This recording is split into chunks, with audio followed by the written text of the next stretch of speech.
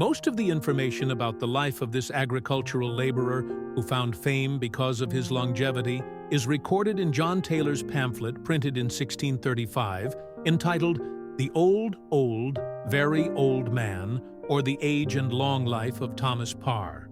He was the son of John Parr of Winnington near Shrewsbury in the county of Shropshire, abbreviated to Salop on the Stone. Thomas married his first wife, Jane Taylor, when he was about 80 years old, and they had a son and daughter, both of whom died in infancy.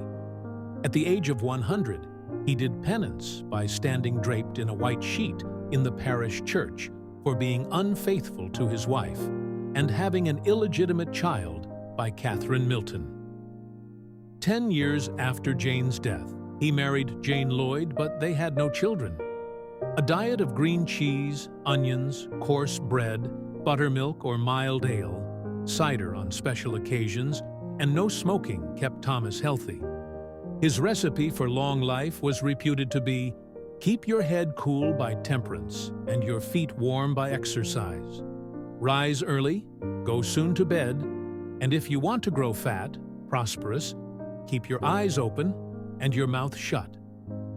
In 1635, Thomas Howard, Earl of Arundel, was visiting one of his Shropshire estates, and he heard all about the incredible man known as Old Parr, then said to be 152 years old. The Earl decided to take him to London to see King Charles I, and Thomas left Shropshire, never to return. The journey was made in easy stages, as Thomas had been blind for 20 years, and the Earl provided a jester for his entertainment.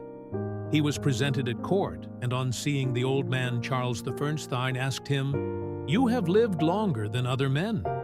What have you done more than other men?"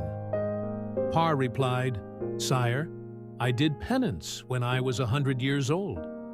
Thomas was treated with kindness, and crowds came to see him.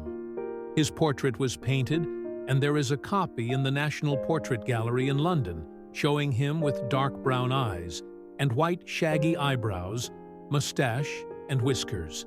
But, as shown by the post-mortem carried out by the eminent physician Dr. William Harvey, the change in diet, with rich wines and the pollution of the city, were too much for Old Parr, and he died within a few weeks of arriving in London. The king ordered his burial in the abbey, and his grave has been pointed out to visitors ever since.